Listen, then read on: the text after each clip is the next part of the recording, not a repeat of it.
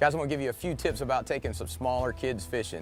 You know, when you're taking kids fishing, especially smaller kids, keep the end goal of them having a great time in mind.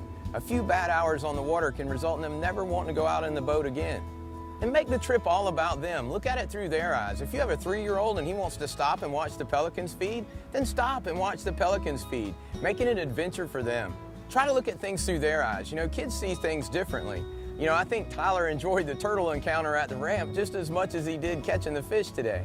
Your live well can quickly turn into your child's entertainment center for the day, so you want to child-proof that as well. Like today we're using live blue crabs. I want to make sure I take those pinchers off so Tyler, when he's reaching around for the mud menace, crab's not going to reach up there and grab them. So make sure you set your live well up so they can play around in that as well. You know, we all child-proof our homes. We cover the electrical sockets, we put chemicals out of harm's way. We make sure that our kids can't get hurt when they're having fun in the house. You want to do the same thing on the boat. Take time to do a quick walkthrough so there's nothing that's in harm's way at a kid's eye level.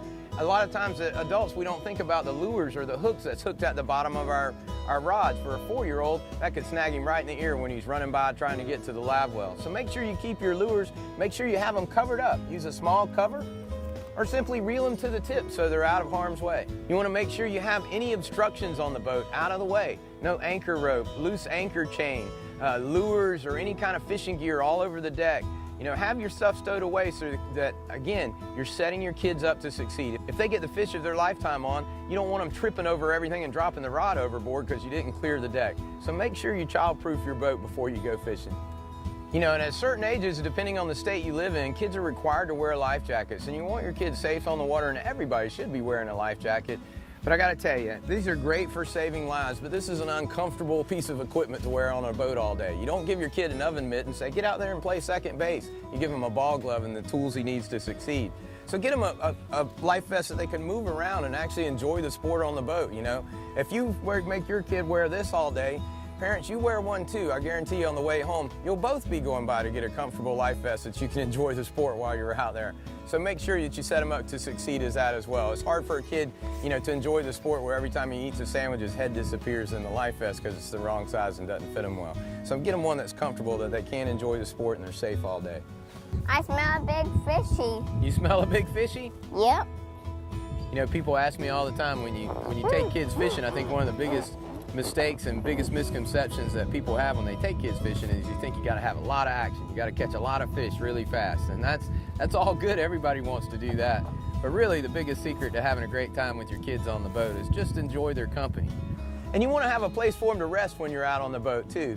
You know, you want to make sure that your kids don't get burnt out and tired. Everybody knows that a tired kid gets a little bit irritable, like all of us. So have a place for them to rest out of the elements, out of the sun, so they can get that power nap and get back up and catch some fish. Many times when we're running offshore, we use Easy Rider marine bags. They're just great for kids. I love it. You can be running 40 knots and they're sound asleep. It doesn't matter what your body type is, your weight, your size, it doesn't matter. It fits and conforms to your body type and absorbs that shock and impact all the way out. So I can't recommend those enough too. If you want to take your kids offshore, get an Easy Rider. You'll be glad you did. And you want to have plenty of snacks on hand. You know, I like the bite-sized snacks. Even if we have an apple, I like it cut up. I like grapes, chicken fingers, small bite-sized portions. If I fix them a sandwich, I cut it up in 4 pieces. So if a fish hits and they toss that sandwich overboard, they only missed a quarter of it instead of the whole thing. So I like bite-sized snacks is always a good idea for kids on the boat. Break up the day with some exploration. At low tide, take them up on the bank, show them where the fiddler crabs run around, throw a cast net, get them on an adventure that they might not see anywhere else except on the boat or out on the water. The oysters live inside those shells there. You see all the little holes there in the side? That's where the fiddler crabs live. So when the tide comes up, that's why the redfish are in here, because they like to eat all the crabs and stuff that live in the bottom of the grass and up under the mud up in there. So when the tide goes up, the redfish go up there and eat. Pretty cool, huh? But how do they get in little holes? They root down in there like pigs. They snort around with their noses and try to dig up the crabs.